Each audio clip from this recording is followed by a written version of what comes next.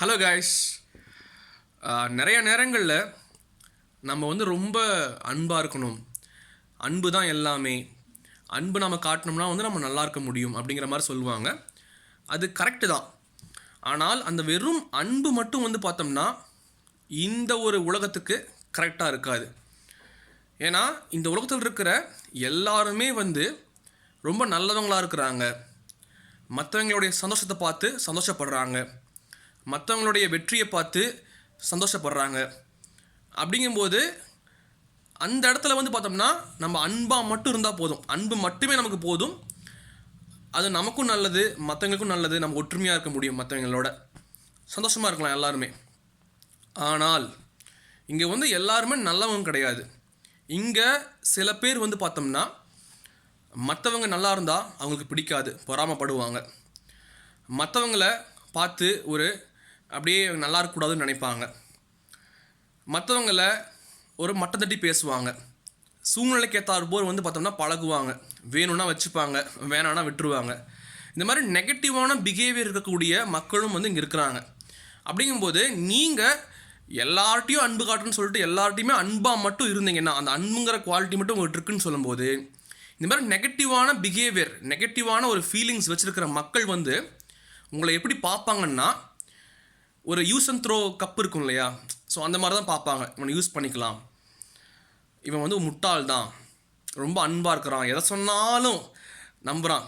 வடிவேல் சொல்லுவார் இல்லையா, எவ்வளோ அடித்தாலும் தாங்குறான்ப்பா அவன் அப்படிங்கிற மாதிரி, என்ன சொன்னாலும் நம்புகிறான், அட்ஜஸ்ட் பண்ணி போயிட்டே இருக்கான் அப்படிங்கிற மாதிரி நினச்சிட்டு உங்களை முட்டாள் மாதிரி தான் பார்ப்பாங்க. உங்களுடைய அன்புக்கு அவங்க வேல்யூ கொடுக்க மாட்டாங்க. அப்படிங்கும்போது அந்த மாதிரி மக்களும் இந்த உலகத்தில் இருக்கும்போது வெறும் அன்பு மட்டுமே எல்லா நேரங்கள்லையும் ஒரு பலன் தராது. அப்போ அன்போடு சேர்த்து பார்த்தோம்னா சுயமரியாதை, செல்ஃப் ரெஸ்பெக்ட் நம்ம வச்சுக்கணும். என்ன கேட்டால் செல்ஃப் ரெஸ்பெக்ட் தான் ஃபஸ்ட்டு வச்சுக்கணும், ஃபஸ்ட்டு ப்ரையாரிட்டியாக நம்ம அதை வச்சுக்கணும். செகண்டு தான் பார்த்தோம்னா அன்பாக இருக்கிறது. சுயமரியாதை நம்ம எப்போ நம்ம ஃபஸ்ட்டு வைக்க முடியும் அப்படின்னு சொல்லும்போது, தேவையில்லாமல் நம்ம மற்றவங்ககிட்ட எந்த ஒரு எதிர்பார்ப்பையும் நம்ம வைக்காத போது தான் நம்மளுடைய சுயமரியாதைக்கு நம்ம வேல்யூ கொடுக்க முடியும்.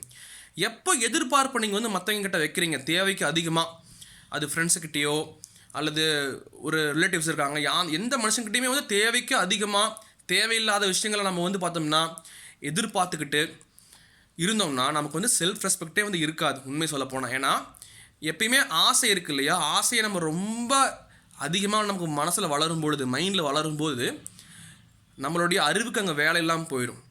ஆசையை கம்மி பண்ண தான் நம்மளுடைய அறிவு வேலை செய்யும், அறிவு மேலே போயிடும், ஆசைக்கு மேலே போயிடும். மோஸ்ட்லி நம்மக்கிட்ட நமக்கு என்ன இருக்குது நம்ம அதை பார்ப்போம், நம்ம குடும்பத்திட்ட என்ன இருக்குது அதை பார்ப்போம்.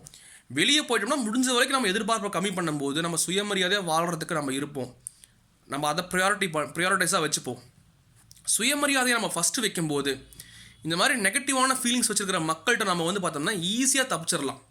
சரிங்களா, அவங்களோட சண்டை போட தேவையில்லை, அவங்கள வெற்றி பெற தேவையில்லை, ஈஸியாக நம்ம ஓடிடலாம் ஒரே வட்டமாக. ஓகேங்களா, இக்னோர் பண்ணிடலாம் சிம்பிளாக சொல்ல போனால். அதனால் வெறும் அன்பு மட்டுமே போதாது, அன்புக்கும் மேலே நம்மளுடைய சுயமரியாதையை நாம் வச்சுக்கணும்.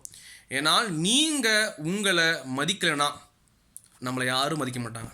சரிங்களா, தேங்க்யூ.